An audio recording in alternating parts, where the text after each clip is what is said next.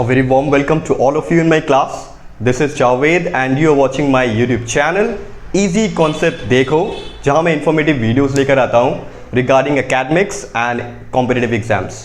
Well, आज जिस topic पर हम लोग discuss करेंगे वो history का first chapter class 10 से that is ideas of history, right? And this will be chapter 1, right? Well, let me tell you, अगर आइडियाज़ ऑफ हिस्ट्री के बारे में हम लोग पर्टिकुलरली बात करते हैं तो जनरली हमारे माइंड में जो एक सेंस आता है वो ये कि history is just a record of past. Yes, ये बिल्कुल सही है. ये कहना बिल्कुल गलत नहीं होगा कि history is the record of past. But आज जो हिस्टोरिकल सेंस में रिसेंट रिसर्चेस जो उभर कर सामने आई हैं वो इस बात को लिमिटेड नहीं मानती है और कन्फाइन नहीं करती है that history is simply to call record of past. This is not widely accepted, right? और अभी जो रिसेंट रिसर्चेस उभर कर सामने आई हैं वो कहीं ना कहीं डिफरेंट जोन्स में, अब चाहे वो अब बात कर लेंगे कि स्पोर्ट्स के बारे में हो, मिलिट्री के बारे में हो, या फिर वो आर्किटेक्चर हो, किसी भी फील्ड के बारे में, ट्रांसपोर्टेशन हो, राइट?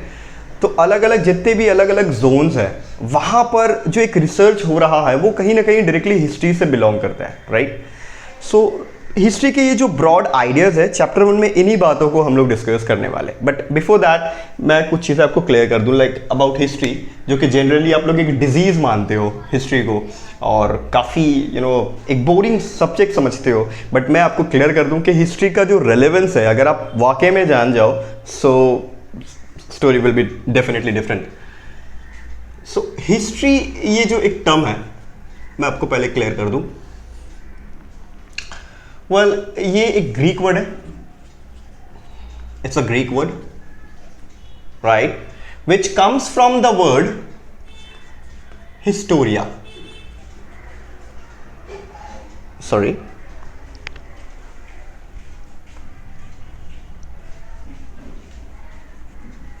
राइट? और ये हिस्टोरिया कहने का मतलब होता है दोस्तों इंक्वायरी. अब कुछ लोग इसको ई से भी कहते हैं, ये मत कहना कि सर ने स्पेलिंग मिस्टेक लिख दी. तो हिस्ट्री जो कि ग्रीक वर्ड है, इसका ये हिस्टोरिया वर्ड से ड्राइव किया गया है जिसका मतलब होता है इंक्वायरी, यानी किसी चीज़ को खोज कर इसमें एक जद्दोजहद होता है, जिस्तजू होती है, राइट? उसके बाद फाइनली एक फैक्ट को डिफाइन किया जा सकता है कि एग्जैक्टली हुआ क्या था, मैटर क्या था, व्हाट अबाउटिज्म, हाउ अबाउटिज्म के बारे में हम लोग इसमें अक्सर चर्चा कर लेते हैं, राइट? वेल, अब बात करेंगे पर्टिकुलरली हिस्ट्री के फादर ऑफ हिस्ट्री जो कहलाते हैं, that is father of history. ये क्रेडिट जाता है एक ग्रीक स्कॉलर जिनका नाम था हेरोडोटस. बिल्कुल, ये हमारे हिस्ट्री के हीरो है. और ऐसा इसलिए क्योंकि बिकॉज ये एक पहली पर्सनालिटी थी, पहले ऐसे शख्स थे जिन्होंने हिस्ट्री को जस्ट रिकॉर्ड ऑफ पास्ट ही नहीं बल्कि एक ब्रॉड माइंड से, ब्रॉड कंसेप्ट से इन्होंने देखा था और हिस्ट्री को एक्सपेरिमेंटली इन्होंने डिफाइन करने की कोशिश की. That was for the first time. उसके बाद और भी बहुत सारे स्कॉलर्स आए, मैं आपको नाम बता दूं. मार्क ब्लॉक है, रैंके जर्मन स्कॉलर थे, राइट? तो ऐसे बहुत सारे स्कॉलर्स थे जिन्होंने हिस्ट्री को scientifically experiment based on research based जो चीज़ें हैं उन चीज़ों के बारे में उन्होंने एम्फसाइज किया था, right? So this is the thing. Apart from that मैं आपको एक और कंसेप्ट बता दूं कि ये जो हिस्ट्री एक जो टर्म है, इस बात को लेकर ना हम लोग अक्सर कहीं ना कहीं कंफ्यूज हो जाते हैं, है ना? एक जो संस्कृत टर्म आता है हमारे जहन में जब हम हिस्ट्री कहते हैं वो दरअसल ये वाला वर्ड आपने बिल्कुल सुना ही होगा हिंदी में या फिर किसी दूसरे लैंग्वेज में आपने सुना होगा, इतिहास के बारे में, है ना? इतिहास के चर्चे. वेल, क्या आपको ऐसा लगता है कि हिस्ट्री एंड इतिहास both are same thing? Well, मैं आपको बता दूं कि हिस्ट्री एंड इतिहास ये जो दो अलग अलग आप वर्ड्स देख रहे हैं ये बिल्कुल भी देखने में तो बिल्कुल सिमिलर लग रहे हैं पर ब्रॉड कंसेप्ट में हिस्टोरियंस के अकॉर्डिंगली ये बिल्कुल डिफरेंट है, राइट? हिस्ट्री के बारे में बात करेंगे पर्टिकुलरली, वेल मैं आपको बात बता दूं कि ये जो इतिहासा वाला वर्ड है, पहले मैं इसको क्लियर कर दूं। एक हिस्टोरियन है प्रोफेसर सुनीति कुमार चैटर्जी। जी हाँ दोस्तों, ये सुनीति कुमार चैटर्जी इन्होंने वर्ड इतिहासा को डिराइव किया और इसके बारे में पर्टिकुलरली जो कैरेक्टरिस्टिक फीचर्स बताए उसके मुताबिक history and itihasa both are different things, right. Well मैं आपको बता दूं, प्रोफेसर सुनीति कुमार चैटर्जी के हिसाब से ये जो वर्ड इतिहासा था ये इंटेंड करता है रियल लाइफ स्ट्रैटेजीज को, कहीं ना कहीं जो चीज़ें हो चुकी है पास्ट में, राइट, तो वो जो चीज़ें हैं बेसिकली, राइट, उनसे एक मीनिंगफुल लाइफ को ड्राइव करना, और यूँ कह लो कि ये सजेस्ट करता है इस बात को कि ये हमारे नॉलेज का एक प्राइम सोर्स है, एक मेजर सोर्स है, यानी फ्यूचर में किस तरीके से हम लोग ज़िंदगी गुजार सकते हैं, राइट, जो हमारे पास्ट का हिस्सा थी once upon a time, right, जो हमारी सिविलाइजेशन का हिस्सा थी once upon a time. Civilisation कहने का मतलब है तहजीब व तमद्दुन।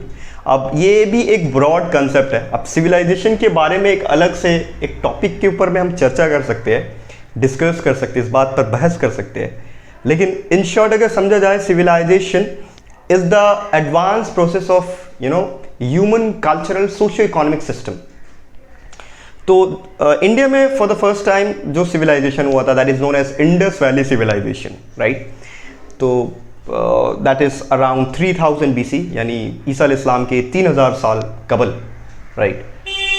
तो वेल इतिहासा के बारे में मैं आपको बात कर रहा था, जैसे कि मैंने बताया कि ये कहीं ना कहीं सीरियसली उन बातों पर फोकस करता है, ये प्राइम सोर्स है हमारे नॉलेज के बारे में। किस बात की नॉलेज? कि एक्चुअली हम अपनी जिंदगी को वंस अपॉन अ टाइम कैसे गुजारा करते थे। That can be called as itihasa according to professor Suniti Kumar Chatterjee. While on the other hand history के बारे में बात करेंगे तो यहां पर अब आप तो हिस्ट्री को हम लोग कहीं ना कहीं पिछले 7 साल 6 साल कुछ भी कह लो आप, क्लास 3 4 5 से स्टार्ट हुई है ये हिस्ट्री। तो क्लास 10 में आने के बाद अभी हिस्ट्री के बारे में जो कंसेप्ट था हमारे पास था, history is the record of past, में बिल्कुल ऐसा बिल्कुल भी नहीं है। वेल आज के जो मॉडर्न रिसर्चेस के हिसाब से यहाँ पर हिस्ट्री को एलैबोरेट करते हुए, इसके कैरेक्टरिस्टिक फीचर्स को देखते हुए एक हिस्टोरियन है जिनका नाम है प्रोफेसर ब्यूरी। जी हाँ दोस्तों, he is an American historian. ये एक अमेरिकन हिस्टोरियन है, राइट, जिन्होंने ऑक्सफोर्ड यूनिवर्सिटी में एक लेक्चर में, साल था 1923, एक लेक्चर में उन्होंने ये कहा that history is a science no less and no more. बिल्कुल ये सुनकर आपको झटका लगा होगा कि सर हिस्ट्री तो हिस्ट्री है, ये साइंस कैसे हुई भला, है ना। तो history is a science no less and no more. अब सवाल ये पैदा होता है कैसे, कौन से कैरेक्टरिस्टिक फीचर्स देखे या फिर उन्होंने महसूस किया कि history can be called as a part of science, that history is nothing but science. कैसे, कौन से ऐसे कैरेक्टरिस्टिक फीचर्स है, इस बात को भी हम लोग समझने की कोशिश करेंगे, राइट। इन्होंने क्या कहा था, पहले मैं ये लिख दूं आपको, history is a science no less and no more।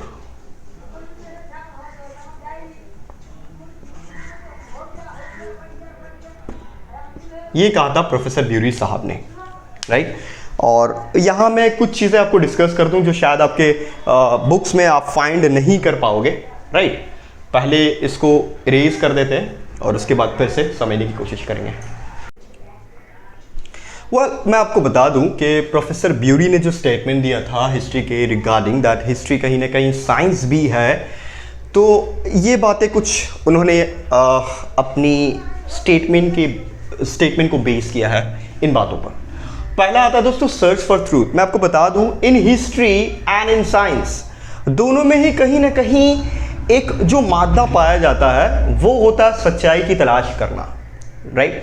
कि आखिर एग्जैक्टली जो फैक्ट है वो कितना सही है, right? And at the same time उसके बाद दुनिया के सामने उभार कर उस चीज को सामने लाना, राइट? तो this deals with search for truth, right? इसके बाद आता है दोस्तों कंडक्ट फॉर इंक्वायरीज। अब कंडक्ट फॉर इंक्वायरीज क्या होता है?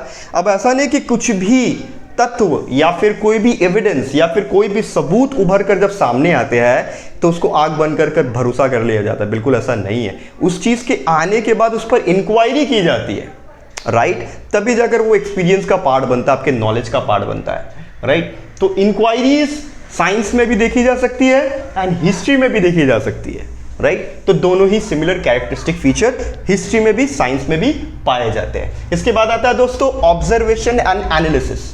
तो ऑब्जर्वेशन जो कि एक इंपॉर्टेंट पार्ट होता है लगभग सभी के सभी रिसर्च एंड एक्सपेरिमेंट का, राइट?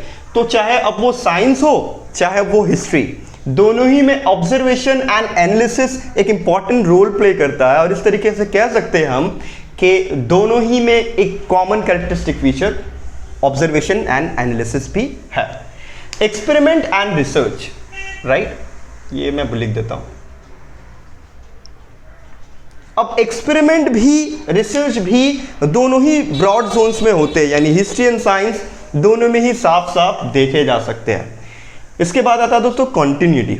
अब कॉन्टिन्यूटी का एग्जांपल कुछ यूं दे सकते हैं कि साइंस जो कि एक नेचुरल फिनोमेना है उसको बाहर कर अलग अलग टाइम में ज़माने के नीड के हिसाब से जब भी लोग आए हैं उसने तरक्की की और उसमें अब तक एक फ्लो देखा जा सकता है, एक कॉन्टिन्यूटी देखी जा सकती है, वो कभी रुका नहीं, राइट? तो हेंस हम लोग कह सकते हैं कि चूंकि ये रुका नहीं तो ये कंटिन्यू है। और हिस्ट्री का भी बिल्कुल फिनोमेना सेम है।